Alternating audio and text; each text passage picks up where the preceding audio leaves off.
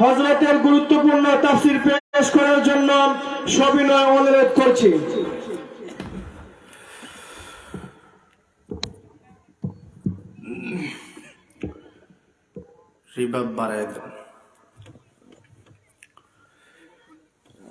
السلام عليكم ورحمة الله. الحمد لله الذي وكفى وسلام على عباده الذين اصطفى. أما بعد فأعوذ بالله من الشيطان الرجيم. بسم الله الرحمن الرحيم.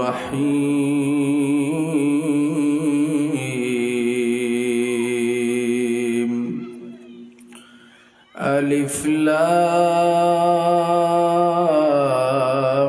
ميم.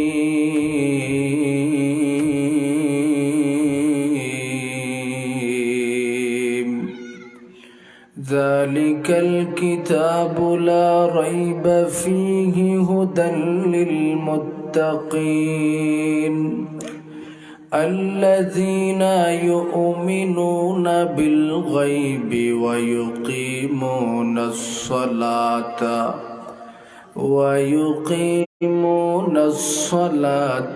ومما رزقناهم ينفقون والذين يؤمنون بما أنزل إليك وما أنزل من قبلك وبالآخرة هم يوقنون. وقال رسول الله صلى الله عليه وسلم إن الله فرض على كل مسلم ومسلمة في كل يوم وليلة 5 صلوات.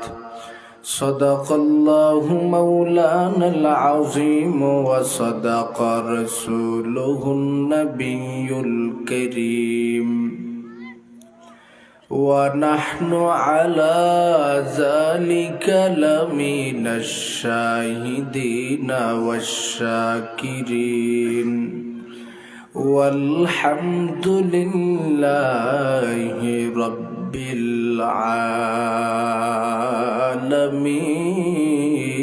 العالمين. اللهم صل على روح محمد في الأرواح وصل على جسد محمد في الأجساد وصل على قلب محمد في القلوب وصل على قبر محمد في القبور. سبحانك لا علم لنا إلا ما علمتنا إنك أنت العليم الحكيم. رب اشرح لي صدري ويسر لي أمري واحلل عقدة من لساني يفقه قولي. والليل میں ہے زلف محمد کی ترنم والليل میں ہے زلف محمد کی ترنم والشمس میں رخسار احمد کے ترنم والشمس میں رخسار احمد کے ترنم वल में है सुबह रिसालत की बिशारत, वल असर में है दौर नबूवत की बिशारत, वल असर में है दौर नबूवत की बिशारत। मैं दूर हूँ मजबूर हूँ ऐ सय्यद आलम, दीदार दिखाते नहीं आवाज सुना दो, दीदार दिखाते नहीं आवाज सुना दो। আলহামদুলিল্লাহ। হিলফুল ফুজুল ইসলামী যুব সংঘ বৃহত্তর সৎপুর বিশ্বনাথ উসমানীনগর সিলেটের উদ্যোগে আয়োজিত নবম বার্ষিক তাফসীরুল কুরআন মাহফিলের সম্মানিত সভাপতি জনাব হযরত মাওলানা হাফেজ জুনায়েদ আহমেদ সাহেব এবং আজকের মাহফিলের আরও সভাপতি হিসেবে যিনি আছেন আলহাজ আব্দুল হামিদ লন্ডনী সাহেব নাগেরকোনা, এবং আমার পূর্ব মুহূর্তে বাদ মাগরিব যিনি বয়ান করেছেন হযরত মাওলানা মুফতি সিরাজুল ইসলাম মিরপুরি সাহেব সহ আমার ডানে বামে সামনে পিছনে উপবিষ্ট রয়েছেন এলাকার ধর্মপ্রাণ মুসলমান ভাইয়েরা, পর্দার অন্তরালের পর্দানিশীন মা ও বোনেরা। সর্বপ্রথম মহান রব্বুল আলামিনের দরবারে অসংখ্য অগণিত শুকর ও সুজুদ, যিনি আমাদেরকে অত্যন্ত বরকতপূর্ণ মজলিস, সুন্নতি মজলিস, জান্নাতের বাগানে আসার বসার তৌফিক দান করেছেন। সেই জন্যে জবান খুলে অন্তরের অন্তঃস্থল থেকে মালিকের শাহী দরবারে শুকরগুজার করি আলহামদুলিল্লাহ। আপনারা পোস্টারে দেখেছেন আমাকে আজকের প্রোগ্রামের বিষয়বস্তু দেওয়া হয়েছে মুত্তাকি ব্যক্তির পরিচয়। এজন্য আমি আপনাদের সম্মুখে আল্লাহর কালাম থেকে 114টি সূরা থেকে 2 নম্বর সূরা সূরা বাকারার প্রথম অংশের আয়াতসমূহ তেলাওয়াত করেছি। উক্ত আয়াতের সামঞ্জস্যপূর্ণ আমার নবী রাহমাতুল্লিল আলামিন, দ্বীনের নবী, মায়ার নবী মুহাম্মদুর রাসূলুল্লাহ সাল্লাল্লাহু আলাইহি ওয়াসাল্লামের জবান মোবারকের অগণিত আহাদিস সমূহ থেকে একটি হাদিস পেশ করেছি। আয়াত এবং হাদিস সমূহকে সামনে রেখে কিছু সময় কথা বলবো। আল্লাহ পাক ইখলাসের সাথে আমলের নিয়তে আমাকে কথা বলার, আপনাদেরকে শ্রবণ করার তৌফিক দান করেন। সকলে বলুন আমিন। আল্লাহ পাক তেলাওয়াতকৃত আয়াত সমূহের মধ্যে সূচনায় হরফে মুকাত্তাআতের মাধ্যমে শুরু করেছেন, আলিফ লাম মিম। এরপরে বলেন যালিকাল কিতাবু লা রাইবা ফীহি হুদাল লিল মুত্তাকিন। আমি এমন একটা কিতাব তোমাদের সম্মুখে দান করেছি যার কোনো সন্দেহ নাই, শোকক নাই। বলেন তো দেখি, কোরআনের কোনো সন্দেহ আছে? পৃথিবীতে কেউ বলতে পারবে না যে কোরআনের মধ্যে বিন্দু পরিমাণের সন্দেহ আছে। যত লেখক কিতাব লেখে, প্রতিটা লেখক কিতাবের সূচনায় লিপিবদ্ধ করে দেয় যে আমার কোরআন ভুল আছে, আমার কোরআন, আমার কিতাবের মধ্যে ভুল ত্রুটি থাকার সম্ভাবনা আছে। যদি ভুল ত্রুটি থাকে মনে করেন আমাকে জানায় দিন, পরবর্তী সংস্কারে আমি আপনাদের সম্মুখে আবার নতুন করে উপস্থাপন করব যেন ভুল না হয়। কিন্তু আল্লাহ পাক তার কোরআন শুরু করার মধ্যেই বলে দিয়েছেন লা রাইবা ফি, এই কিতাবে কোনো সন্দেহ নাই। কেন দান করেছি? হুদাল্লিল মুত্তাকিন, গোটা জগৎবাসীর মুত্তাকিনরা এই কিতাব থেকে, কোরআন থেকে তার জীবনের পাথে গ্রহণ করবে, তার ব্যক্তিগত জীবন পরিচালনা করবে, তার সামাজিক জীবন পরিচালনা করবে, তার ফ্যামিলিগত জীবন পরিচালনা করবে, তার রাষ্ট্রীয় জীবন পরিচালনা করবে। এইভাবে পরিচালনা করার জন্যই রবের পক্ষ থেকে কিতাবটা অবতরণ করেছেন। এই আয়াতের মধ্যে আল্লাহ পাক মুত্তাকি বান্দার কথা বলেই মুত্তাকি ব্যক্তি কে হতে পারে, তাকওয়াবান ব্যক্তির পরিচয়টা কি, সেটা একের পর এক উপস্থাপন করে দিয়েছেন। সুবহানাল্লাহ। স্বাভাবিকভাবে মুত্তাকি বান্দার আবিধানিক অর্থের দিকে তাকালে দেখা যায় আল্লাহর পক্ষ থেকে যত আদিষ্ট বিষয় আছে বান্দারা মানবে, যত নিষিদ্ধ বিষয় আছে সেই বিষয়টা নিজেদেরকে বিরত রাখবে, সেই ব্যক্তিটাই মুত্তাকি বান্দার পরিচয়ের অন্তর্ভুক্ত। আর কোরআনের ভাষায় মুত্তাকি বান্দার আলাদা আলাদা যেই তারিফাত উপস্থাপন করেছেন সেটা আমরা একের পর এক যদি শুনতে পারি বুঝতে পারবো।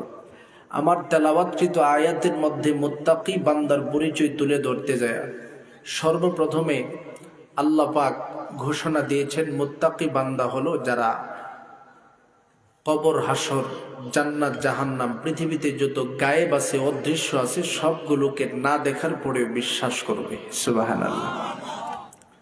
قال سبحانه وتعالى الذين يؤمنون بالغيب ويقيمون الصلاة ومما رزقناهم ينفقون। আল্লাহ পাক রব্বুল আলামিন দুনিয়ার সমস্ত মুমিন বান্দাদের সম্মুখে উপস্থাপন করে দিয়েছেন, বলতেছেন, বান্দা, দুনিয়াতে মুত্তাকি বান্দার পরিচয় যদি তুমি জানতে চাও, 1 নাম্বার মুত্তাকি বান্দার পরিচয় হলো বান্দাটা দুনিয়া এবং আখিরাত উভয় জগতের মধ্যে যত গায়বী বিষয় আছে, অদৃশ্য বিষয় আছে, সবগুলোকে বান্দাটি পরিপূর্ণভাবে বিশ্বাস করবে। এই গায়েব বিষয়টাকে ব্যাখ্যা বিশ্লেষণ করতে যায় মুফাসসিরিনে কেরামরা বলেন, মুত্তাকি বান্দা কবরের আযাব দেখে নাই, তারপরেও বিশ্বাস করবে। মুত্তাকি বান্দা হাসর দেখে নাই, তারপরেও বিশ্বাস করবে।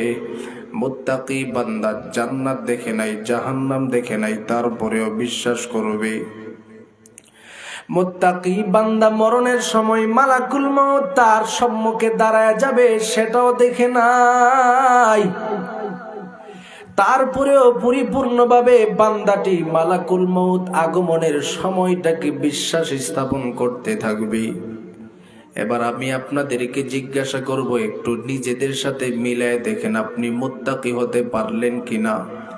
একটু আমার সাথে জবাব দিয়ে বলবেন, আমাদের সবাই মরণ আসবে কি আসবে না? আর জুড়ে বলেন, একদিন এই দামি শরীর থাকবে না রে হাই, মাটির শরীর মাটির সাথে মিশবে যে ধুলাই। কিসের বাড়ি, কিসের ঘর, কিসের জমিদারি, একদিন মোদের যাইতে হবে কবরের বাড়ি। ভোগবিলাসের বাড়ি গাড়ি পরে রবে সব, কবরেতে থাকবে শুধু আল্লাহ মোদের রব। কবরেতে সওয়াল করবেন দুজন ফেরেশতা, জবাব দিলে কবর হবে শ্রেষ্ঠ বাগিচা। আল্লাহর রহমতে যদি জান্নাত পেয়ে যাই, আল্লাহ মোদের দেখা দিবেন স্বয়ং চেহারায়। আল্লাহ মোদের দেখা দিবেন স্বয়ং চেহারায়। একটা জবান বন্ধ রাখবো না, জবানটা খুলে বলি আল্লাহু আকবার। আর জোরে আওয়াজ দিয়ে বলি আল্লাহু আকবার। পৃথিবীর জমিনের মধ্যে যত মানব জাতি আগমন করবে রে মুমিন, প্রতিটা মানুষ আগমন করেছে মরণের জন্য। কারণ আল্লাহ বলেন, আল্লাযী খালাকাল মাউতা ওয়াল হায়াতা লিয়াবলুয়াকুম আইয়ুকুম আহসানু আমালা। আমি আল্লাহ পৃথিবীর জমিনের মধ্যে হায়াত দান করলাম, মরণ দান করলাম, তার পিছনে আমি রবের পক্ষ থেকে একটা পরীক্ষা নিব। সেটা হলো বান্দার জীবনের মধ্যে আমলটা কেমন হয়, তার আমলটা কি সুন্দর হয় কিনা। সেই জন্য আমি রবের পক্ষ থেকে বান্দাকে পরীক্ষা নেওয়ার জন্য তাকে জীবন দান করেছি, আবার সে ব্যক্তিটা মরতে হবে।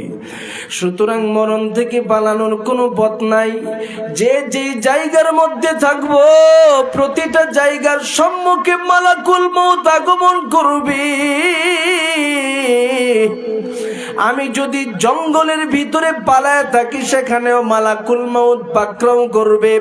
আমি যদি সাগরের তলদেশে কোনো একটা পাহাড়, সাগরের তলদেশে সেই জায়গার মধ্যে যদি একটা পাথর থাকে, সেই পাথরের ভিতরে আমি জায়গা ব্যবস্থা করিয়া সেখানে যদি অবস্থান করি, ওই জায়গার মধ্যে আমার সম্মুখে মালাকুল মউত উপস্থিত হয়ে যাবে। এরে মুমিন, সুতরাং এই কারণে রবের পক্ষ থেকে ঘোষণা প্রদান করে দিল, বান্দা আইনামা তাকুনু ইউদরিকুমুল মাউত ওয়ালাউ কুনতুম ফি বুরুজিম মুশাইয়াদা। মরণ থেকে যতই পালাও, মরণ তোমায় লইবে ঘিরে। যদিও সুদূর আকাশ পানে লুকাও সেথায় লাগিয়ে সিঁড়ি।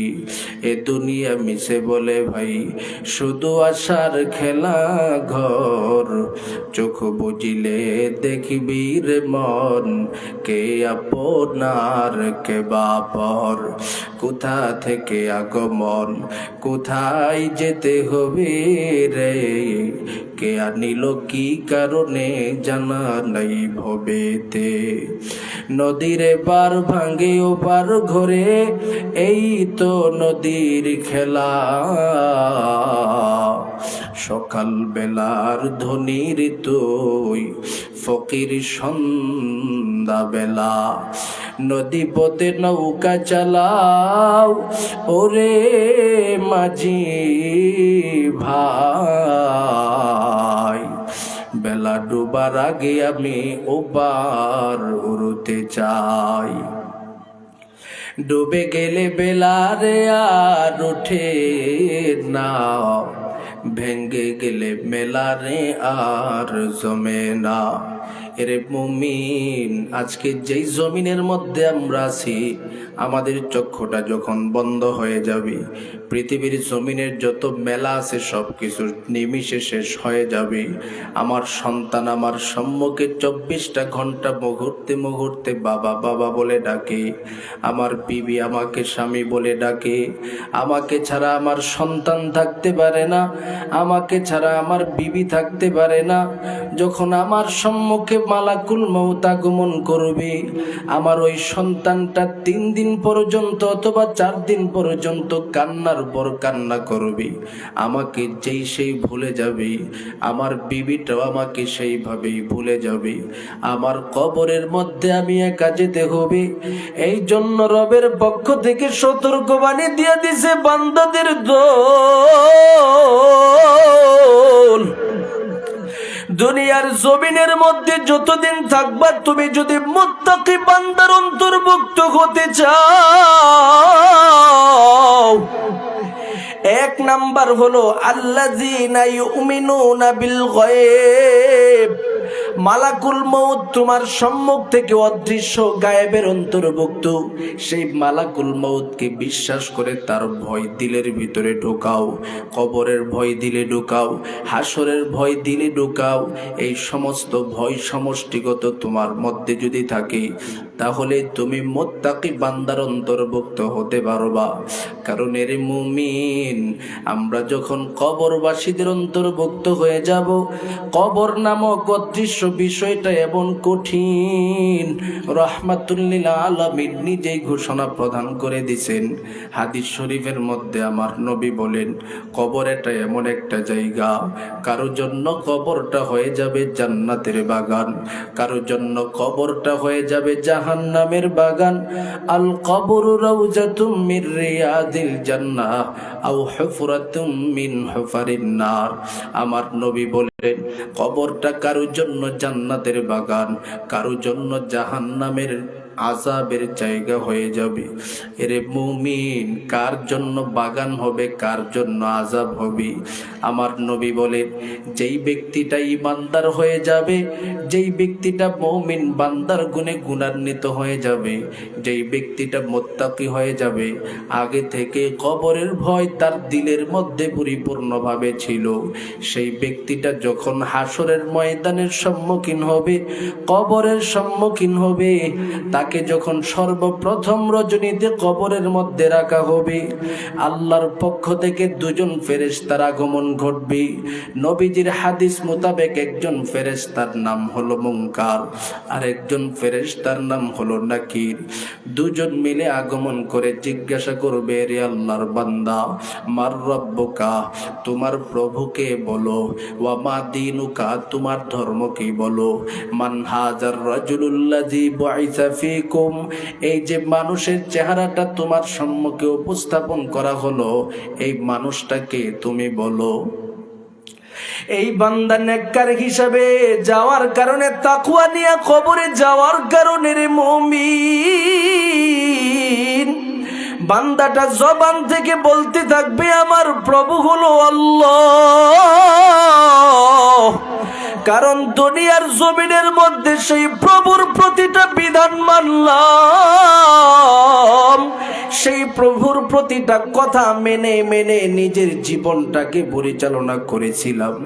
আমি কি সেই প্রভুকে বলতে পারিনি, এরে ফেরেশতাদের দল, আমার সেই প্রভু হলো আল্লাহ। জিজ্ঞাসা করা হবে ধর্ম কি? বলবে আমার ধর্ম হলো ইসলাম। কেন তুমি ইসলাম বুঝলা? বলে ইসলামটাকে এই জন্য মেনে নিয়েছি কারণ আল্লাহ বলেছেন ইন্নাদ-দীনা ইনদাল্লাহিল ইসলাম, ইসলাম ধর্ম হলো আল্লাহর পক্ষ থেকে মনোনীত ধর্ম। সুতরাং সেই ধর্মটাকে আমি সর্বশ্রেষ্ঠ ধর্ম হিসাবে মনে করি, ইসলামের প্রতিটা বিধান মেনেছিলাম।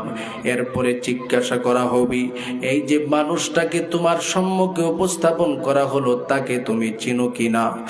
ব্যক্তিটার সাথে সাথে জবান খুলে বলতে থাকবে, তিনি তো আমার মহব্বতের নবী, যেই নবীর জন্য জীবন উৎসর্গ করলাম, যেই নবীর জন্য প্রতিটা মুহূর্ত দান করেছিলাম, যেই নবীর জন্য আমার বিবি আমার দাড়ি পছন্দ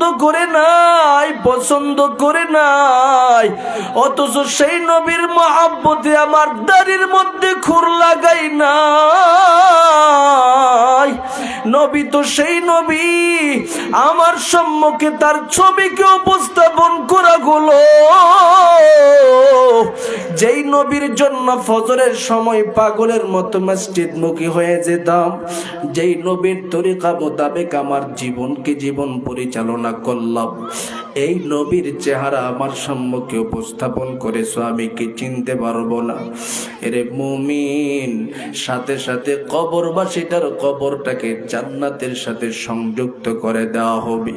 আমার নবী বলেন, এরপরে যখন নাফরমান ব্যক্তি কবরে যাবে, তার কবরে দুজন ফেরেশতা আগমন করবে, জিজ্ঞাসা করবে, রে আল্লাহর বান্দা জবাব দাও, এই দিবসের মধ্যে তোমার প্রভুকে আমাদের কাছে জবাব দাও। বান্দাটি জবান খুলে বলবে, লা আদরি, আমার জানা নাই। আবার জিজ্ঞাসা করা হবে ধর্ম কি? বান্দা ধর্মের পরিচয় দিতে পারবে না। বান্দাকে জিজ্ঞাসা করা হবে, তোমার নবীর চেহারাটা দেখো, চিনতে পারো কিনা? বান্দাটা আমার নবীকে পর্যন্ত চিনতে পারবে না। সাথে সাথে ফেরেশতারা ঘোষণা প্রদান করে দিবে, রে নাফরমান,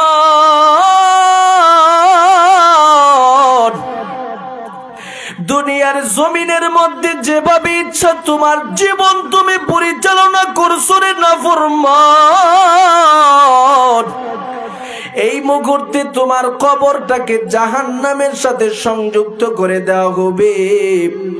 নাফরমানের কবরের ডানে বামে সামনে পিছন দিক থেকে আযাবের দৃশ্য নাফরমানটা দেখতে পারবে।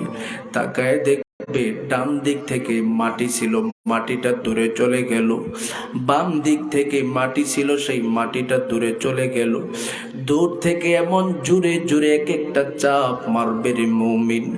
আমার নবী বলেন, নাফরমানের একটা পাঁজরের হাড্ডি অপর পাঁজরের ভিতরে প্রবেশ করে ফেলবে, চিৎকারের পরে চিৎকার করবে, কেঁদে কেঁদে ডেকে ডেকে বলবে, আল্লাহ, এই দুনিয়ার জমিনের মধ্যে আপনি রবের পক্ষ থেকে আমাকে প্রেরণ করেছিলেন, আমি আপনার কথা মোতাবেক চলতে পারি নাই, নবীর আদর্শ মোতাবেক চলতে পারি নাই।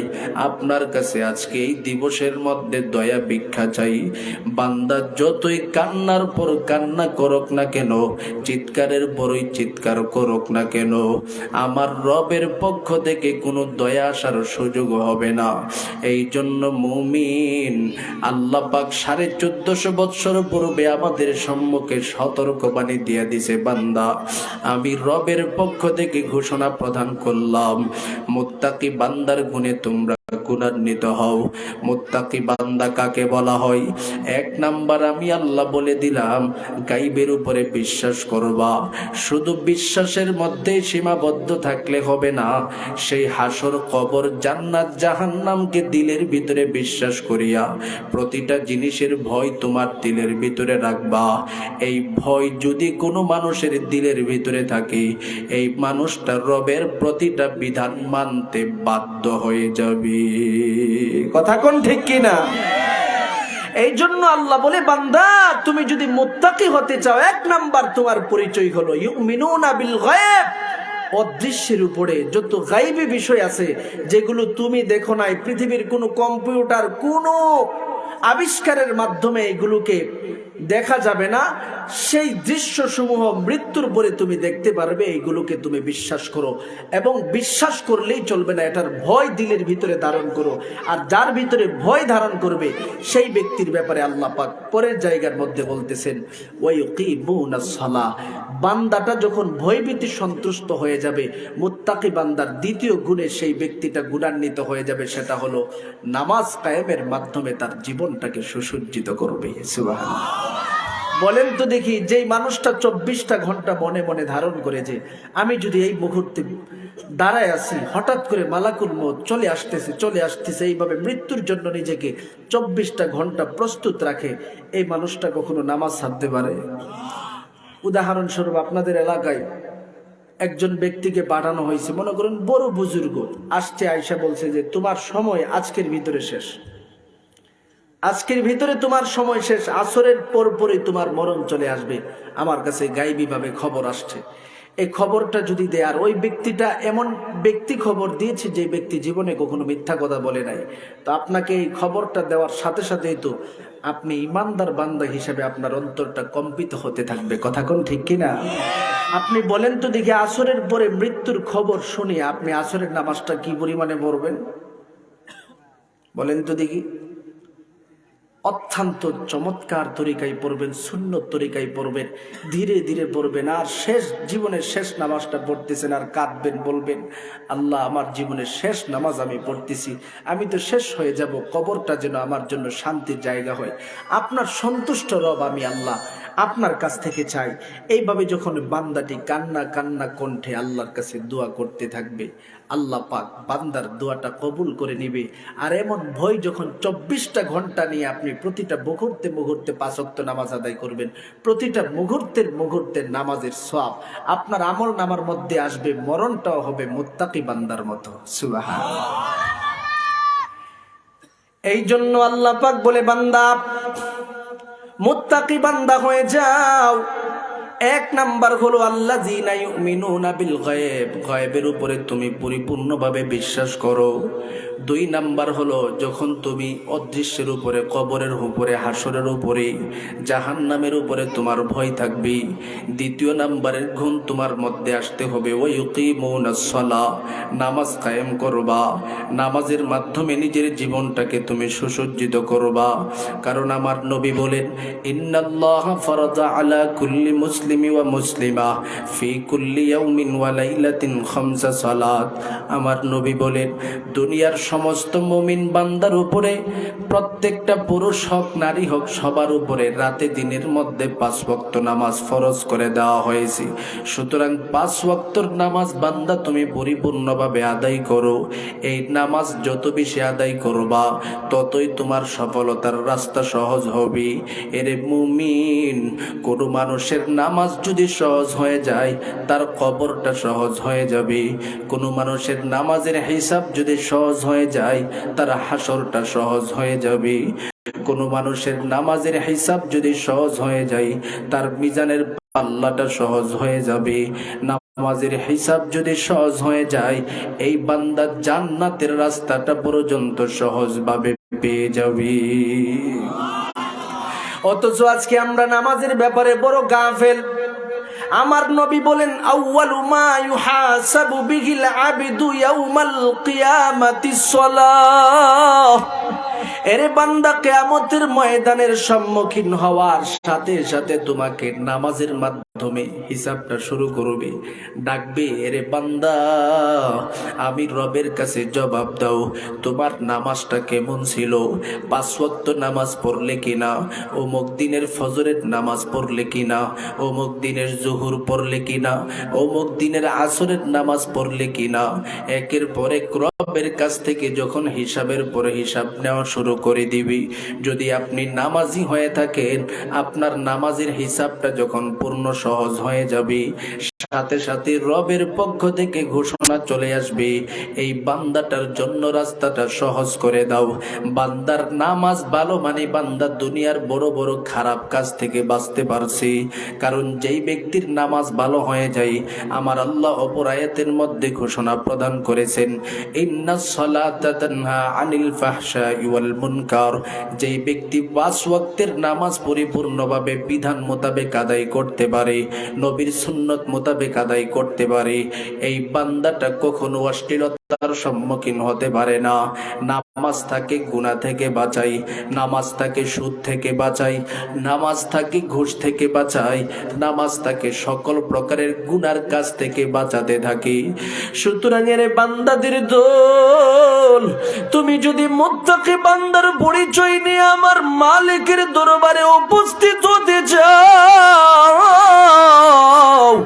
আমার রবের পক্ষ থেকে বিধান ওয়ায়ুকিমুনাস সালাহ, এ বান্দা নামাজ কায়েমের মাধ্যমে তোমার জীবনটাকে তুমি সুসজ্জিত করে নাও।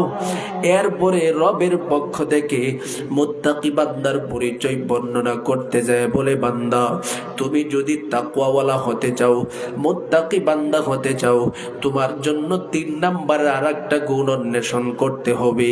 ওয়া মিম্মা রাযাকনাহুম ইউনফিকুন, আমি রবের পক্ষ থেকে তুমি গোলামকে যেই সম্পদ দান করলাম, যেই টাকা পয়সা দান করলাম, যেই মালামাল দান করলাম, তোমাকে যদি 10 টাকার রিজিক দিয়ে থাকি, 20 টাকার রিজিক দিয়ে থাকি, 50 টাকার রিজিক দিয়ে থাকি, যতটুকুই রিজিক আমি রবের পক্ষ থেকে দিলাম, প্রতিটা রিজিক থেকে আমি রবের জন্য তুমি খরচ করতে থাকো।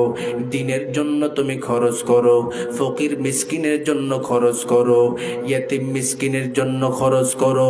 এলাকার প্রতিবেশীদের মধ্য থেকে কেউ যদি দরিদ্র থাকে, অসহায় থাকে, তোমার টাকাগুলো তাদের জন্য নির্ধারণ করো। এই জন্য মুফাসসিরিন একরামরা বলেন, কোন মানুষের জন্য উচিত হলো ব্যক্তিটা যদি 10 টাকার মালিক হয়, সেই 10 টাকা থেকে অন্তত পক্ষে 1 টাকা অন্য একটা অসহায় মানুষের জন্য ব্যক্তিটা আলাদা করবি। 20 টাকার মালিক হলে তার 20 টাকা থেকে 2 টাকাকে অন্য একটা মানুষের জন্য আলাদা করবি। 100 টাকার মালিক হলে 10টা টাকাকে অন্য একটা অসহায়ের জন্য আলাদা করবি। কারণ এর মুমিন, আমাদের সমাজের মধ্যে ফকির আছে, আমাদের সমাজের মধ্যে মিসকিন আছে, বিশেষ করে সমাজের বিভিন্ন জায়গায় এতিম সন্তান আছে, যাদের বাবা নাই, যাদের মা নাই, আত্মীয় স্বজন পাড়া প্রতিবেশী নাই। আজকে সমাজের মধ্যে আমাদের যে বর্তমান যে সমাজটা আমরা বসবাস করি, এই সমাজের মধ্যে এতিম সন্তানেরা সবচেয়ে থেকে বেশি পরিমাণে অবহেলিত হয়। এতিম সন্তানকে মানুষ দেখতে চাই না, এতিম সন্তানকে মানুষ ভালোবাসতে চাই না, বরং এতিমের সম্পদ কিভাবে আত্মসাৎ করা যায় সেই টেনশনের মধ্যে মানুষ থাকে। কথা কোন ঠিক কিনা? এই সমাজের মধ্যে এমনও আছে কিছু চাচা আছে, জালেম চাচা। এই চাচা যখন দেখে মহাব্বতের ভাই দুনিয়া থেকে বিদায় হয়ে গেল, ভাইয়ের কিছু সন্তান যখন দুনিয়াতে থাকে, সন্তানগুলো বাবা হারা জিন্দেগি অন্বেষণ করলো, এতিম অবস্থায় সময়ের পর সময় পার করতেছে।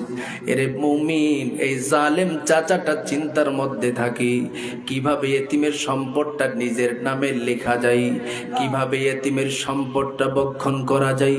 অথচ আমার নবীজি ঘোষণা প্রদান করে দেই, বান্দা এতিমের সম্পদ তুমি যদি বক্ষণ করো, মৌলিকভাবে এতিমের সম্পদ তুমি খাও নাই, বরং তুমি জাহান্নামের আগুন খাইতেছ। এটা আমার কথা নাই, আল্লাহর পক্ষ থেকে ঘোষণা। ইন্নামা ইয়াকুলুনা ফি বুতুনিহিম নার। পৃথিবীতে কোনো বান্দা যদি অন্যায়ভাবে এতিম সন্তানের খাবার বক্ষণ করে, সে যেন এতিমের টাকা খায় নাই, এতিমের সম্পদ খাই নাই, বরং জাহান্নামের আগুন বক্ষণ করেছে। নাউজুবিল্লাহ বলে। অথচ আমাদের সমাজটা এইভাবেই চলতেছে, যে যত বেশি এতিমের সম্পদ পায় ততই যেন সৌভাগ্যবান। আমার নবী বলেন, যারা এতিমের পক্ষে থাকে তারা হলো আমি নবীর পক্ষের মানুষ। যারা এতিমের সম্পদের উপরে লোভ লালসা করে, এতিমের বিরোধিতা করে, এই সমস্ত ব্যক্তিরা আবু জাহেলের ফ্যামিলির লোক। কিভাবে রে মুমিন, ভালো করে শুনে নেন।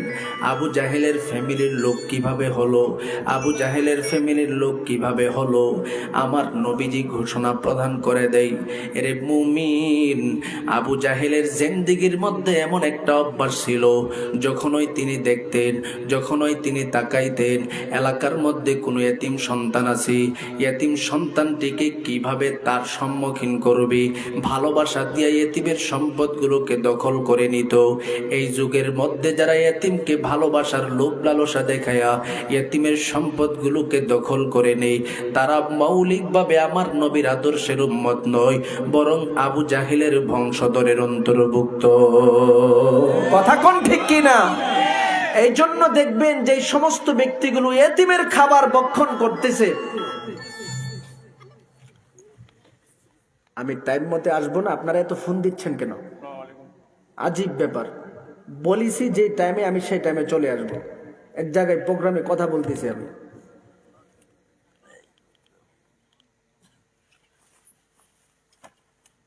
কর্তৃপক্ষ এমনই, বুঝেন না কথা? আপনাদের সিলেটে আসলে যার বাড়িতে আসি তিনি মনে করে যে হুজুর আমাদের এখানে পুরা টাইম দিতে থাকবে, আর কোথাও যেতে পারবে না, বুঝেন না কথা? এই হলো অবস্থা। আমি বলছি যে 10টার মধ্যে আপনাদের এখানে আমি উপস্থিত থাকার চেষ্টা করব সর্বোচ্চ, তো আমি ওনাদের টাইমের ভিতরে যাইতে পারলেই তো হয়। সেখানে এই ফোনের পর ফোন দিয়ে ডিস্টার্ব দিতেছে।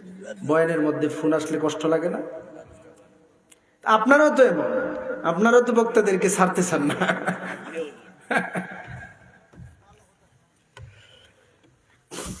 যেই কথাগুলো বলতেছিলাম, আল্লাহ বলে বান্দা তোমার সম্মুখে যদি এতিমের সম্পদ থাকে, এতিমের সম্পদগুলোকে পরিপূর্ণভাবে ভক্ষণ করতে গিয়া চিন্তা করে ভক্ষণ করবা, এতিমের অনুমতি ছাড়া কখনো সেই সম্পদের মধ্যে ধরতে পারবে না।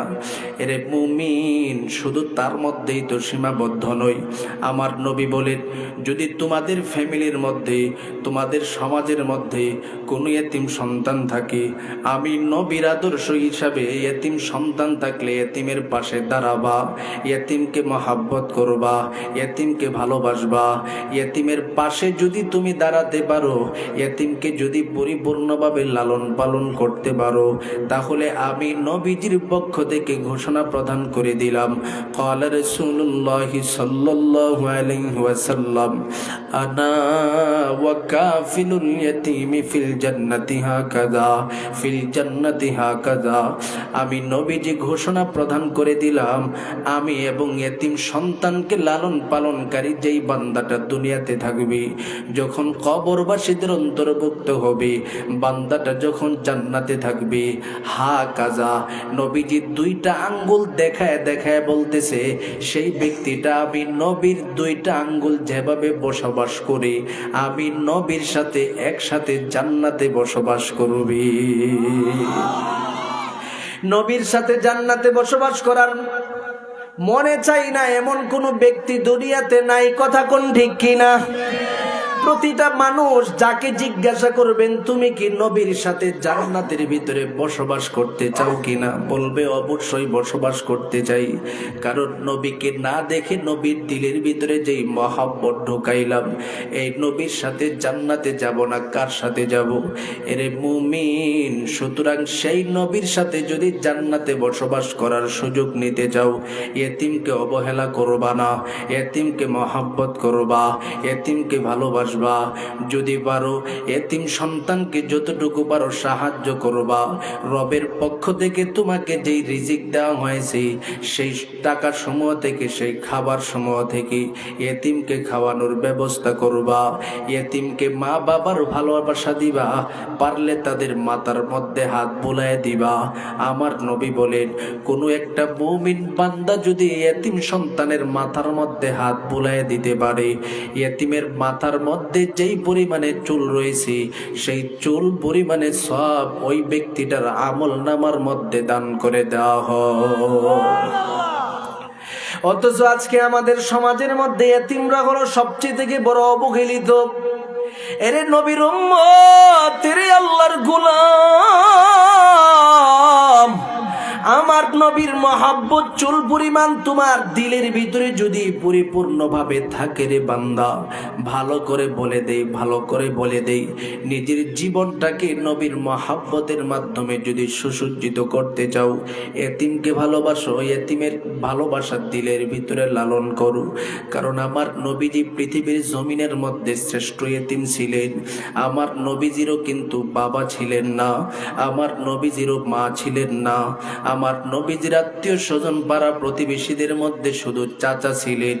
এইদিকে দাদাও দুনিয়া থেকে বিদায়, মাও দুনিয়া থেকে বিদায়, এমনকি আমার নবীজির জন্মের পূর্বেই মহাব্বতের বাবাও দুনিয়া থেকে বিদায় হয়ে গিয়েছিলেন। তার ওয়াকিয়াটা যদি আপনাদের সম্মুখে উপস্থাপন করি বুঝতে পারবেন এরে মুমিন কি পরিমাণে এতিম ছিলেন আমাদের নবী রাহমাতুল লিল আলামিন। আমার নবীজি যখন 6 বৎসর বয়সে উপনীত হয়ে যায়, একদিন মায়ের সম্মুখে আমার নবীজি চোখের পানি ছেড়ে দিয়া কান্না করতেছে। মা আমেনা ডেকে ডেকে বলে, রে মোহাম্মদ কান্না করো কেন, ব্যাপারটা কি? আমার নবী বলে, মা দুনিয়ার জমিনের মধ্যে বাবা কেমন ছিল, বাবাকে একটা মুহূর্তের জন্য দেখতে পারি নাই। আজকে আমার বন্ধুদের দিকে তাকালে দেখা যায় বন্ধুরা তাদের বাবাদের সাথে কত মহাব্বতের মুআমালা করে। যখন এই খেলা করার জন্য চলে আসে, তার বাবারা তাদেরকে নেওয়ার জন্য আসে। একবার বাবা সন্তানকে চুমু দেয়, আবার সন্তান বাবাকে চুমু দেয়।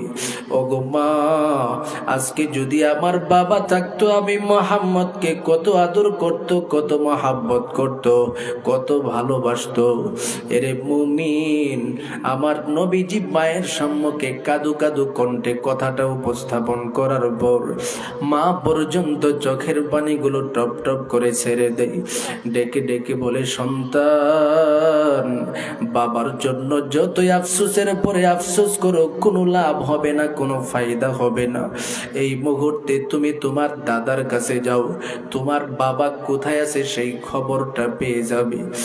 একদিকে মা আমেনা ঘরে বসে বসে স্বামীর কথা স্মরণ করে কান্দে, অপরদিকে নবী আমার দাদার সম্মুখে উপস্থিত হয়ে যায়। ডেকে ডেকে বলেন, দাদা গো, ব্যাপারটা কি? আমার বাবা কই? আমার বাবার খবরটা নেওয়ার জন্য আপনার সম্মুখে আমি আগমন করলাম গো দাদা। আমার বাবার সম্পর্কে একটু খবর দিতে পারবেননি? রে মুমিন, আমার নবীজির কথাটি শোনার সাথে সাথে দাদা আব্দুল মুত্তালিব চোখের পানি ছেড়ে দেয়। ডেকে ডেকে বলে, রে মোহাম্মদ, তোমার বাবার খবর আমি কোথায় থেকে দেব? শেষ পর্যন্ত নবী আমার দাদার দিকে তাকায় তাকায় কান্দে। ডেকে ডেকে বলেন, ও দাদা, আমার বাবাকে কোথায় রেখেছিলেন সেটা তো একটু বলবেন। দাদা বলে, রে মোহাম্মদ, তোমার বাবা মদিনা নগরীর একটা কবরের মধ্যে ঘুমায় আছে। আমার নবীজি দাদার দিকে তাকায় ডেকে ডেকে বলেন, দাদা, আমার বাবার কবর দেখার জন্য আমি যাইতে চাই। আপনি যদি আমার বাবার কবরে যাওয়ার জন্য একটু অনুমতি দেন। শেষ পর্যন্ত নবীজিকে অনুমতি দিল মা আমেনা, পাশাপাশি একজন খাদেমা উম্মে আইমানকে নিয়ে। নবী আমার রওনা হয়ে যায় মদিনা নগরীর বাবার কবর দেখার জন্য। রাস্তা দিয়া চলতেছে, রাস্তা দিয়া চলতেছে চলতেছে চলতেছে, গিয়ে দেখি বাবার কবর দেখা যায়। মা পরিচয় করে দিল, এটা হলো তোমার বাবার কবর।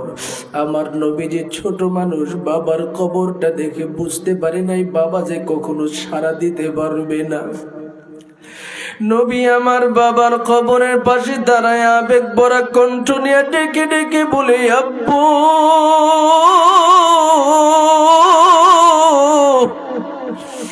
এই দুনিয়ার জমিনের মধ্যে বাবা কেমন ছিল দেখতে পারি না।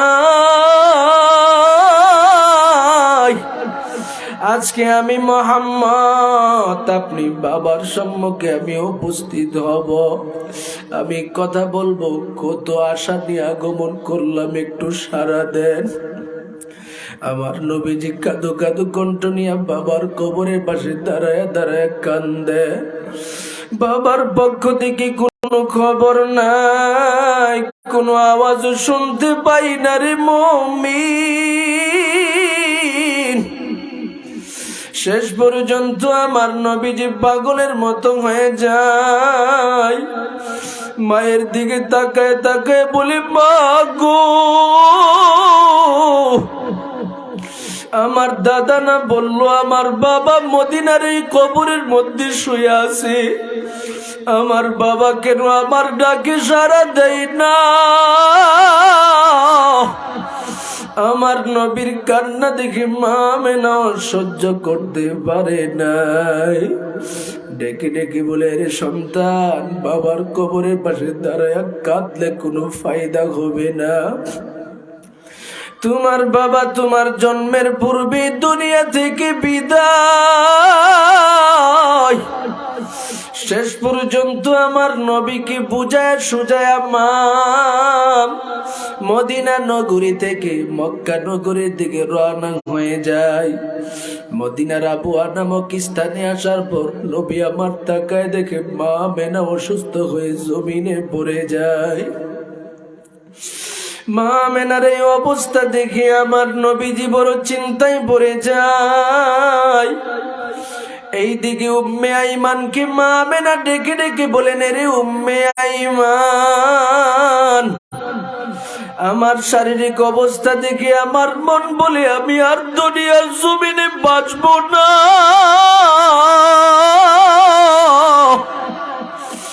এরে উম্মে আইমান, আমি যদি দুনিয়া থেকে বিদায় হয়ে যাই, আমার সন্তান মুহাম্মদ বড় একা হয়ে যাবে। জীবনে আমার সন্তান তার মহাব্বতের বাবা কেমন ছিল দেখতে পাই নাই। আজকে যদি আমি মা দুনিয়া থেকে বিদায় হয়ে যায়, আমার সন্তান কার কাছে যাবে, কোথায় যাবে, যাওয়ার মতো কোনো পথ নাই। এরে উম্মে আইমান আমার পক্ষ থেকে মরণের সময় ওসিয়ত করে যায়, এই দুনিয়ার জমিনের মধ্যে আমি থাকলে আমার সন্তানকে দেখে রাখতাম। আমি যদি দুনিয়া থেকে বিদায় হয়ে যাই, এই দুনিয়ার জমিন থেকে যদি বিদায় হয়ে যায়,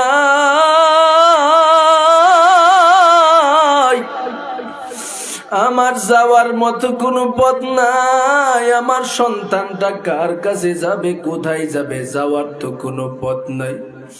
শেষ পর্যন্ত আমার নবীজি উম্মে আইমানের সামনে দাঁড়ায় দাঁড়ায় কান্দে। হঠাৎ করে মা আমেনার চোখটা বন্ধ হয়ে যায়, দুনিয়া থেকে বিদায় হয়ে যায়। নবী আমার উম্মে আইমানের দিকে তাকায় ডেকে ডেকে বলেন, রে উম্মে আইমান, ব্যাপারটা কি? আমার নবী আমার মা এই মুহূর্তে হঠাৎ করে চক্ষুটা বন্ধ হয়ে গেল কেন, বিষয়টা তো বুঝতে পারি নাই। নবীর কথা শুনে উম্মে আইমান ডেকে ডেকে বলে, রে মুহাম্মদ, তোমার বাবা তো চিরতরে, রে মুহাম্মদ, তোমার মা চিরতরে বিদায় হয়ে গেল। মায়ের কাফন দাফন কমপ্লিট করিয়া নবী আমার শেষ পর্যন্ত মক্কা নগরীতে উপস্থিত হয়ে যায়।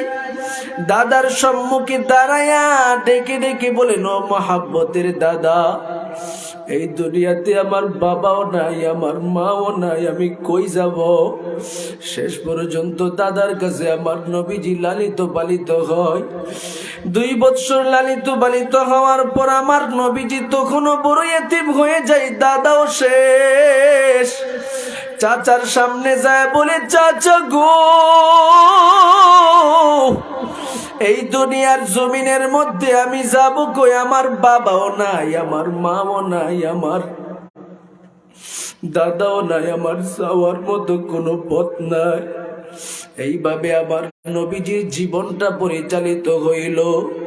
এরে মুমিন, নবীজির এতিমের হালাত দিকে তাকায় তাকায় সর্বহালাতে নবীজি যখন বড় হলেন, নবুয়াত প্রাপ্ত হয়ে গেলেন, সাহাবা একরামের সম্মুখে এইভাবে নিজের জীবনের ঘটনা সমূহ উপস্থাপন করে চোখের পানি ছেড়ে দিয়া কাঁদতেন।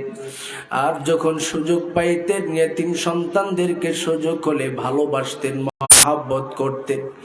সাহাবা একরামদেরকে বলতেন, তোমরা কখনো এতিমদেরকে কষ্ট দিবা না।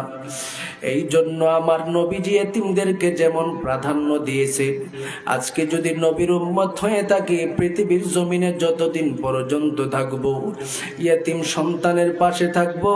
কিভাবে থাকবো? রবের পক্ষ থেকে ঘোষণা, বান্দা এতিমের পাশে তুমি অর্থনৈতিক সহযোগিতা করে থাকো, যত পারো তত সহযোগিতা করো, যতটুকু তোমার সক্ষমতা রয়েছে সেই সক্ষমতার ভিত্তিতে সহযোগিতা করো।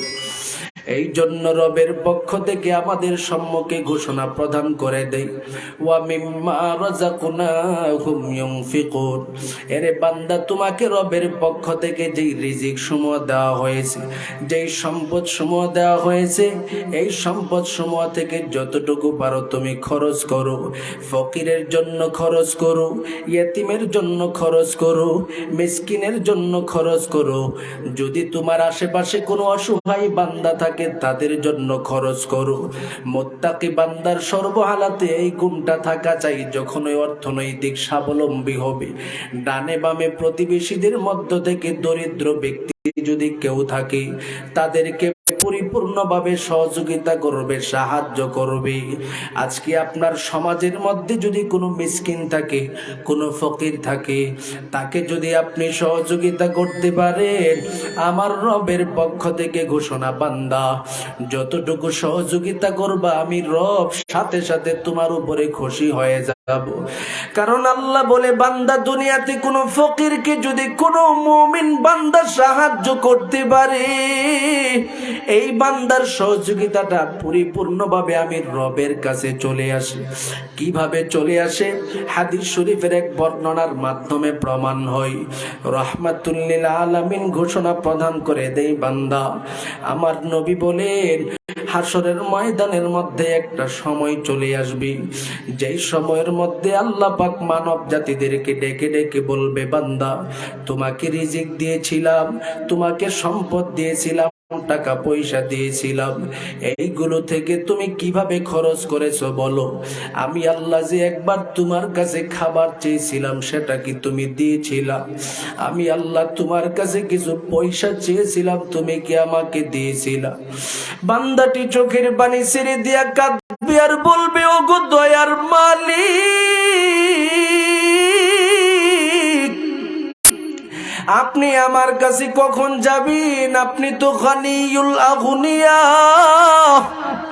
আপনি তো ধনীদের ধনী, আপনার কখন ক্ষুধার তাড়না হয়? আপনি কখন আমার কাছ থেকে খাবার চাওয়ার জন্য গিয়েছিলেন?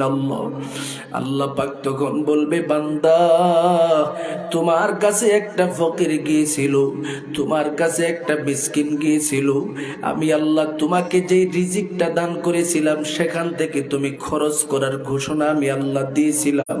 তুমি কি সেই ফকিরকে দান করেছিলে কিনা? তুমি কি এই গরিবকে দান করেছিলে কিনা? সেইভাবে রবের পক্ষ থেকে বলা হবে। বান্দা বলবে, আল্লাহ অবশ্যই আমি কাউকে কাউকে দিয়েছি, আবার কাউকে কাউকে দেই নাই। আল্লাহ বলবে, যাকে দাও নাই তাকে আমাকে দেওয়া হয় নাই, এই জন্য আমি আল্লাহ তোমার উপরে আজকে বড় কষ্ট, রাগান্বিত হয়ে আছি। এরে মুমিন, হাসরের ময়দানে যদি রবের পক্ষ থেকে বান্দাকে এইভাবে বলতে থাকে, বান্দার কোনো উপায় থাকবে না। এই জন্য আল্লাহ বলে, বান্দা দুনিয়াতে যতদিন পর্যন্ত থাকবা, মুত্তাকি বান্দার গুণে গুণান্বিত হও। মুত্তাকি বান্দা কাকে বলা হয়? এক নাম্বার হলো আল্লাযীনা ইউমিনুনা বিল গায়ব। দুনিয়াতে যত অদৃশ্য বিষয় তোমার চোখে তুমি দেখতে পারো নাই, কবর দেখতে পারো নাই, হাসর দেখতে পারো নাই, জান্নাত জাহান্নাম দেখতে পারো নাই, সেইগুলোকে বিশ্বাস করে সেই সবগুলোর ভয় দিলের ভিতরে লালন করো। দুই নাম্বার হলো ওয়ায়ুকিমু ইউকিমুনাস সালাহ, নামাজ কায়েম করো। নামাজ কায়েমের মাধ্যমে তোমার জীবনটাকে তুমি সুসজ্জিত করো। 3 নাম্বার রবের পক্ষ থেকে ঘোষণা, ওয়া মিম্মা রাযাকনাহুম ইউনফিকুন। দুনিয়াতে যতদিন পর্যন্ত থাকবা, তুমি যদি মুত্তাকি হিসাবে থাকতে চাও, আমি রবের কাছে মুত্তাকির পরিচয় নেয়া যদি আগমন করতে চাও, আমি আল্লাহ তোমাকে যেই রিজিকগুলো দান করলাম, সেই রিজিক সমূহ থেকে ফকির, মিসকিন, ইয়াতিম, ফকির যারা আছে তাদেরকে দান করো।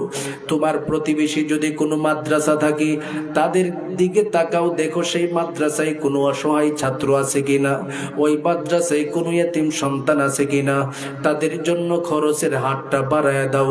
মুত্তাকি বান্দার মধ্যে এই গুণটা সর্বহালাতে থাকবেই থাকবে। এরপরে আল্লাহ বলে, বান্দা, মুত্তাকি বান্দার 4th নাম্বারের গুণ হলো আল্লাযীনা ইউমিনুনা বিল গায়ব ويقيمون الصلاة ومما رزقناهم ينفقون والذين يؤمنون بما أنزل إليك وما أنزل من قبلك। বান্দা দুনিয়াতে যতদিন পর্যন্ত মুত্তাকি বান্দা থাকবে, সর্বহালাতে কোরআনের উপর বিশ্বাস করবে। কোরআনের পূর্ববর্তী যত কিতাব আগমন করেছে, সমস্ত কিতাব সমূহের উপরে বিশ্বাস করবে। তাওরাত কিতাবের উপর বিশ্বাস করবে। ইনজিল কিতাব বান্দা দেখে নাই, তারপরেও বিশ্বাস করবে। জবর কিতাব দেখে নাই, তারপরেও বিশ্বাস করবে। এইভাবে বান্দার জীবনটাকে পরিচালনা করবে। এরপরে রবের পক্ষ থেকে ঘোষণা, বান্দা, তুমি যদি মুত্তাকি বান্দার গুণে গুণান্বিত হতে চাও, তোমার জন্য 5ম নাম্বারের গুণ হলো, আমি আল্লাহর পক্ষ থেকে ঘোষণা, ওয়াল্লাযীনা ইউমিনুনা বিমা উনজিলা ইলাইকা ওয়া মা উনজিলা মিন ক্বাবলিক ওয়া বিল আখিরাতি হুম ইউকিনুন। আমি রবের যে আখিরাতের জিন্দেগি আছে, কবর আছে, হাসর আছে, মিজানের পাল্লা আছে, যেই সময়টা বড় কঠিন সময় হবে, সেই কঠিন সময়টাকে তুমি পরিপূর্ণভাবে ইয়াকিন করবা, বিশ্বাস করবা, তার ভয় তোমার ভিতরে লালন করবা। হাসরের ময়দানের প্রতিটা অবস্থা তোমার দিলের ভিতরে ধারণ করবা। যখন তুমি কঠিনতার সম্মুখীন হয়ে যাবে, সেই কঠিনতার সময়সমূহকে বিশ্বাস করে সেইগুলোর ভয় তোমার দিলের ভিতরে রাখো। হাসরের ময়দানটা কেমন হবে রে, কেমন হবে রে বান্দা, সেই ভয়টা তুমি কিভাবে রাখবা ভালো করে শোনো। আমার নবী বলেন, হাসরের ময়দানে এমন একটা সময় আগমন করবে, যেই সময়টা মানব জাতিরা তাদের মাথার উপরের দিকে তাকায় দেখবে সূর্যটা মাথার অর্ধ হাত উপরে চলে আসছে, জমিনটা তামার মতো হয়ে গেল। কঠিন মুহূর্তের মধ্যে বান্দাগুলো চোখের পানি ছেড়ে দিয়া কাঁদতে থাকবে আর বলতে থাকবে, আল্লাহ, যাওয়ার মতো কোনো পথ নাই, কোথায় যাব, কোথায় যাব। হঠাৎ করে বান্দাদের সম্মুখে রবের পক্ষ থেকে বলতে থাকবে, লিমানিল মুলকুল ইয়াউম লিল্লাহি ওয়াহিদিল কাহ্হার। আল্লাহর পক্ষ থেকে মানব জাতিদের সম্মুখে ঘোষণা প্রদান করে দিবে, বান্দা জবাব দাও, জবাব দাও, আজকের এই রাজত্বের মালিকানা কার কাছে। বান্দারা কেউ জবাব দিতে পারবে না। সেখানের মধ্যে সকল ক্ষমতাসীনদের ক্ষমতাসীন থাকবে, এরপরেও কেউ জবাব দেওয়ার মতো কোনো ক্ষমতা হবে না। বান্দারা চোখের পানি ছেড়ে দিয়া কাঁদবে আর কাঁদবে, কোনো ফায়দা হবে না। অনেকে বাবার কাছে যাবে, মায়ের কাছে যাবে, বিবির কাছে যাবে সহযোগিতার জন্য। আল্লাহ সেই ব্যাপারেও সতর্কবাণী দিয়া দিছি, ইয়াউমা লা ইয়ানফাউ মালুন ওয়ালা বানুন। ওই যুগের মধ্যে সন্তান মা বাবার জন্য কোনো ফায়দা হবে না, সম্পদ কোনো ফায়দা দিবে না। ইয়াউমা ইয়াফিরুল মারউ মিন আখিহি ওয়া উম্মিহি ওয়া আবিহি ওয়া সাহিবাতিহি ওয়া বানি। সন্তান বাবাকে চিনবে না, বাবাকে দেখে সন্তান ভাগতে থাকবে, বাবা সন্তানকে দেখে ভাগতে থাকবে। আখিহি, ভাই ভাইকে দেখে ভাগতে থাকবে। ওয়া উম্মিহি, মা সন্তানকে দেখে ভাগতে থাকবে। ওয়া সাহিবাতিহি, স্বামী স্ত্রীকে, স্ত্রী স্বামীকে দেখে ভাগতে থাকবে।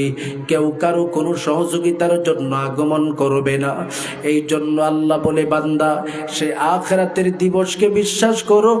আখিরাতের দিবসটাকে দিলের ভিতরে ধারণ করিয়া পরিপূর্ণভাবে আখিরাতের দিবসের ভয় ঢুকাও।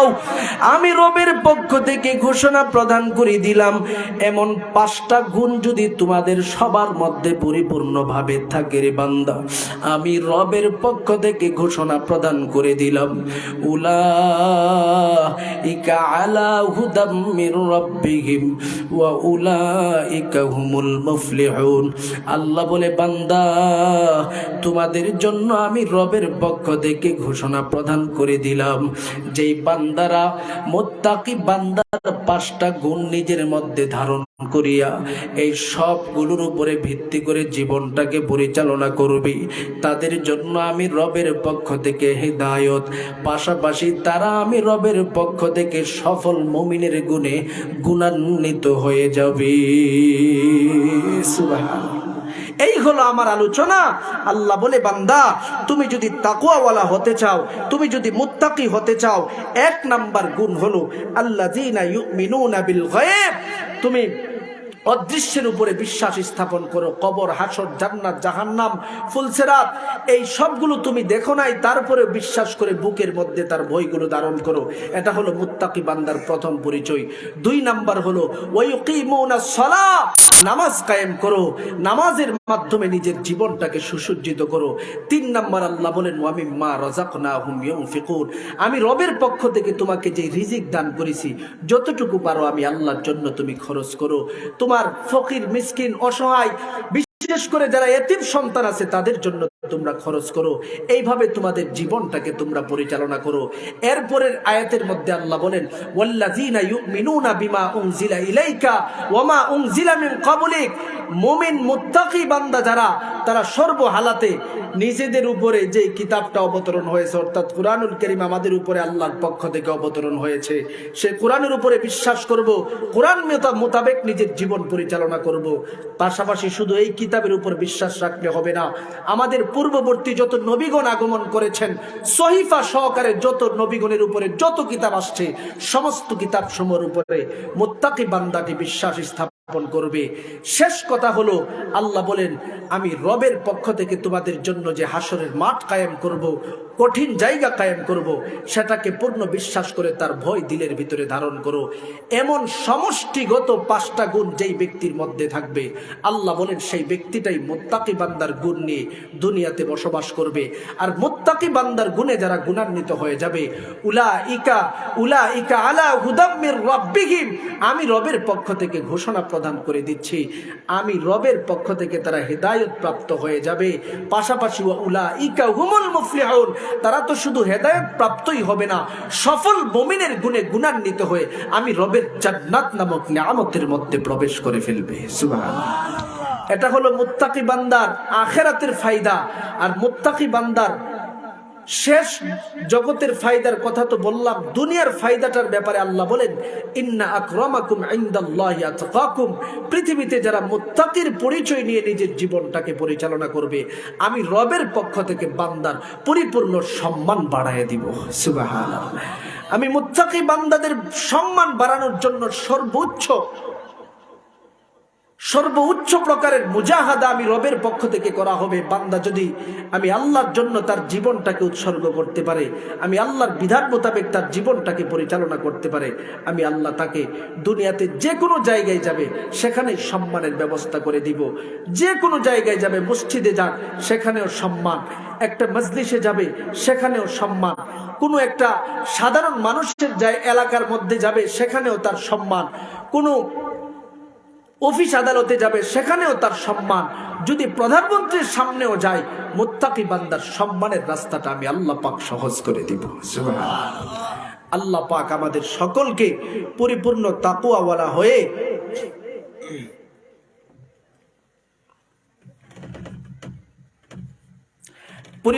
তাকওয়াওয়ালা হয়ে নিজের জীবনটাকে পরিচালনা করার তৌফিক দান করেন। সকলে বলুন আমিন। দোয়া করতে হবে।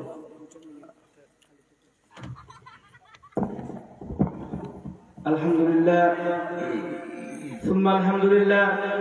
মুহতারাম হাজিরিন, আমরা এতক্ষণ যাবত মহাগ্রন্থ আল কোরআন থেকে তাফসীর শুনছিলাম। জননন্দিত মুফাসসিরে কোরআন হযরত মাওলানা মুফতি মুতাসিম বিল্লাহ আতিকি সাহেবের কাছ থেকে ইনশাআল্লাহ হুজুর দোয়া করবেন। আপনারা হুজুরের সাথে দোয়া করবেন। নবী সাল্লাল্লাহু আলাইহি ওয়াসাল্লাম হাদিসের মধ্যে বলেছেন যে 3 প্রকার মানুষের দোয়া কবুল হয়, 3 প্রকার মানুষের দোয়া ফিরিয়ে দেওয়া হয় না। এর মধ্যে এক প্রকার মানুষ হলো মুসাফির মানুষ। মুসাফির মানুষের দোয়া কবুল হয়, আল্লাহ তাআলা ফিরিয়ে দেন না। হুজুর শুধু ঢাকা থেকে আমাদের এখানে এসেছেন, হুজুর দোয়া করবেন, হুজুরের দোয়ায় সবাই শরীক হব। দোয়া করার পূর্বে হিলফুল বুজুল ইসলামী যুব সংঘ বৃহত্তর সোদপুরের আজকের এই তাফসীরুল কুরআন মাহফিলকে সফল করার জন্য যে সমস্ত প্রবাসী এবং দেশি ভাইরা দান খয়রাত করেছেন তাদের নামের তালিকা 2-3 মিনিটে শোনানো হবে, তারপরে ইনশাআল্লাহ হুজুরের দোয়া হবে। নামের তালিকা শোনাবেন হিলফুল বুজুল ইসলামী যুব সংঘ বৃহত্তর সোদপুরের বর্তমান সভাপতি জনাব জগলু মিয়া সাহেব। আসসালামু আলাইকুম ওয়া রাহমাতুল্লাহি ওয়া বারাকাতুহু। সম্মানিত উপস্থিতি, আমি সংক্ষিপ্ত সময়ের মধ্যে শেষ করে দিব। প্রথমে দাতাগণের নামের তালিকা। আলহাজ আব্দুল হামিদ লন্ডনী সাহেব নাগিরগুনা 5,000 টাকা। আলহাজ আব্দুল হান্নান লন্ডনী সাহেব নাগিরগুনা 5,000 টাকা। আব্দুল মুসাব্বির লন্ডনী সাহেব 5,000 টাকা। আব্দুল সুবহান লন্ডনী সাহেব 5,000 টাকা। ফজলুর রহমান সাহেব খাসজান 7,000 টাকা। শুকুর মিয়া খাসজান 2,000 টাকা। আকামত আলী দুবাই প্রবাসী ব্রাঞ্চ সদস্য 1,000 টাকা। ইমরুল আমিন লন্ডন প্রবাসী 3,000 টাকা। হাবিবুর রহমান রাহাত দুবাই প্রবাসী নাগেরকুনা 1,000 টাকা। মাফিক মিয়া দুবাই প্রবাসী নাগেরকুনা 1,000 টাকা। হাফিজুর রহমান নাগেরকুনা 500 টাকা। শাহাবুদ্দিন দুবাই প্রবাসী নাগেরকুনা 500 টাকা। রায়হান আহমদ দুবাই প্রবাসী নাগেরকুনা 1,000 টাকা। আনোয়ার মিয়া কাতার প্রবাসী নাগেরকুনা 1,000 টাকা। সাজু আহমদ দুবাই প্রবাসী পশ্চিম রুকনপুর 1,000 টাকা। আরো দান করেছেন একজন 500 টাকা। সাজু আহমদ দুবাই প্রবাসী নাগেরকুনা 500 টাকা। আশরাফুল রাহালগঞ্জ বাজারের ব্যবসায়ী 500 টাকা। সাইফুল ইসলাম দুবাই প্রবাসী দক্ষিণ সোদপুর 2,000 টাকা। ফুজাইল আহমদ দুবাই প্রবাসী খারদান 1,000 টাকা। তারিফ আলী সৌদি আরব প্রবাসী নাগেরকুনা 1,000 টাকা। লাল মালিক নাগেরকুনা 1,000 টাকা। আব্দুল মুকিম খারদান 1,000 টাকা। আনোয়ার হোসেন খারদান 500 টাকা। রাখালগঞ্জ বাজারের ব্যবসায়ী মোহাম্মদ হাফিজুর রহমান রানা পশ্চিম রুকনপুর 3,000 টাকা। মোহাম্মদ আলমগীর নয়াসদপুর 5,000 টাকা। আমাদের সংস্থার দাতাগণের সদস্যগণের তালিকা: আনোয়ার আলী লন্ডন প্রবাসী খারদান, জুনেদ আহমদ সৌদি আরব প্রবাসী, সাব্বির আহমদ স্পেন প্রবাসী 5,000 টাকা। আবুল কাসেম প্রতিষ্ঠাতা চেয়ারম্যান অত্র যুব সংঘ 2,000 টাকা। আনোয়ার হোসেন আনুমিয়া দুবাই প্রবাসী নয়াসদপুর 3,000 টাকা। আবু তাহের সাবেক সভাপতি স্পেন প্রবাসী 5,000 টাকা। মোহাম্মদ জগলু মিয়া 1,000 টাকা। লয়েস আহমদ স্পেন প্রবাসী দক্ষিণ সোদপুর 5,000 টাকা। মোহাম্মদ শামীম আহমদ অত্র যুব সংঘ সাংগঠনিক 1,000 টাকা। জনাব রুস্তুম আলী নাগেরকুনা 1,000 টাকা। রিফন আহমদ দুবাই প্রবাসী নাগেরকুনা 3,000 টাকা। মাসুম আহমদ কাতার প্রবাসী নাগেরকুনা 3,000 টাকা। মারুফ আহমদ কাতার প্রবাসী নাগেরকুনা 2,000 টাকা। কামরুল হাসান সাধু সাবেক সেক্রেটারি ওমান প্রবাসী নাগেরকুনা 3,000 টাকা। চন্দ্রু মিয়া দুবাই প্রবাসী সাবেক কেশিয়ার খারদান 3,000 টাকা। সাইফুল আলম ফ্রান্স প্রবাসী নাগেরকুনা সাবেক কেশিয়ার 5,000 টাকা। আব্দুল মালিক কাতার প্রবাসী সতমানপুর 3,000 টাকা। ইয়াসান আহমদ কাতার প্রবাসী নাগেরকুনা 3,000 টাকা। ফায়েজ আহমদ পর্তুগাল প্রবাসী 5,000 টাকা। ওলিউর রহমান দুবাই প্রবাসী খারদান 2,000 টাকা। জায়েদ আহমদ দুবাই প্রবাসী দক্ষিণ সোদপুর 2,000 টাকা। সালাম আহমদ দুবাই প্রবাসী পশ্চিম সুকনপুর 3,000 টাকা। আলিম দুবাই প্রবাসী খারদান 2,000 টাকা। মাহমুদুল হাসান সাহেব নাগেরকুনা 1,000 টাকা। রুবেল আহমদ খারদান 1,500 টাকা। রাসেল আহমদ নাগেরকুনা 1,000 টাকা। কিবুল মিয়া খারদান 1,000 টাকা। আলাল রাসুল 1,000 টাকা। ইন্দু কামরুল ইসলাম প্রবাসী 3000 টাকা, নাজমুল মিয়া সুলতানপুর 1000 টাকা, জুবাইর আহমদ আরদান 500 টাকা, রাজু আহমদ দুবাই প্রবাসী আগের গুণা 1000 টাকা, হারুন মিয়া দুবাই প্রবাসী 1000 টাকা। এই যাবৎ আমাদের সংগঠনের কালেকশন হয়েছে।